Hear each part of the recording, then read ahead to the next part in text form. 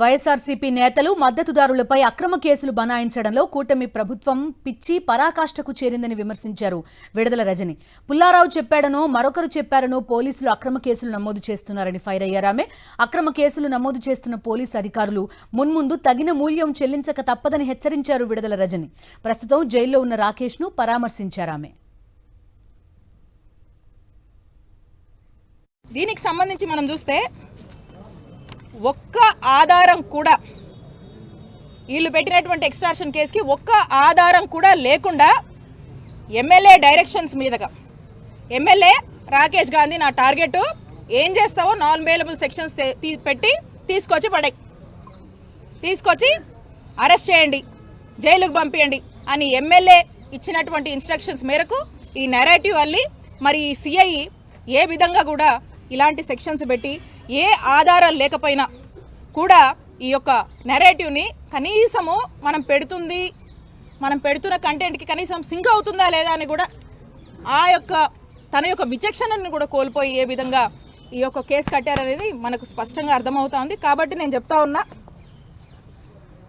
స్పష్టంగా, ఇలా ఎమ్మెల్యే చెప్పాడనో ఇంకెవరో చెప్పారనో వాళ్ళ యొక్క టార్గెట్స్ కోసము ఇక్కడ ఉన్నటువంటి పోలీసులు అత్యుత్సాహం చూపించి మీరు గనక ఈ విధంగానే వాళ్ళు చెప్పారు వాళ్ళ మెప్పుల కోసం మీ ఉద్యోగాల కోసము ఈ విధంగా గనక మీరు ఈ విధంగా చేస్తున్నారు, మీరు చేశారు. ఇప్పుడు ఈరోజు చెప్పిందే విత్ ఎవిడెన్స్ ఇవన్నీ కూడా మేము కోర్టుకు సబ్మిట్ చేశాము. ఖచ్చితంగా దీని మీద పెద్ద ఎత్తున న్యాయ పోరాటం చేస్తాము. ఖచ్చితంగా ఈ అత్యుత్సాహం చూపించి వాళ్ళ యొక్క మెప్పులు పొంది ఏ విధంగా వాళ్ళ యొక్క రూల్స్ అన్నీ కూడా మర్చిపోయి పోలీసులు వ్యవహరిస్తున్నారో ఖచ్చితంగా మిమ్మల్ని న్యాయస్థానం ముందు ఏదో రోజు నిలబెడతాము. ఖచ్చితంగా చట్టం ముందు మీరు నిలబడి సమాధానం చెప్పుకునేటువంటి రోజు మీకు వస్తుంది. అదే మీకు గుణపాఠం అని తెలియజేస్తున్నాను. పోలీసులకు హెచ్చరిస్తున్నాను, మీరు ఇప్పుడు చేస్తున్నటువంటి అంటే ఇది మాకు బాధ అనిపిస్తుంది.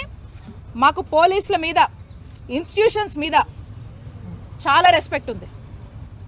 కానీ ఈరోజు వీటిని కూడా మ్యానిపులేట్ చేస్తూ మిస్లీడ్ చేస్తూ ఏదైతే పోలీసులు రాజకీయ మెప్పుల కోసం చేస్తున్నారో, ఏదైతే మీరు ఒక రోజంటూ మీకు వస్తుంది అప్పుడు మీరు చట్టం ముందు నిలబడి సమాధానం చెప్పుకున్నటువంటి రోజు, ఆ రోజున ఒక్క క్షణం మీరు ఆలోచిస్తారు ఎందుకు అత్యుత్సాహానికి పోయి ఈరోజు ఈ పాపాలకు మేము పాల్పడ్డామో అని. ఆ రోజు మీరు ఒకసారి ఆత్మవిమర్శ చేసుకునేటువంటి రోజు ఖచ్చితంగా వస్తుంది. సరైన గుణపాఠం మీకు చెప్తాము, చట్టం ముందు మిమ్మల్ని నిలబెడతామని చెప్పి పోలీసుల్ని హెచ్చరిస్తున్నాను.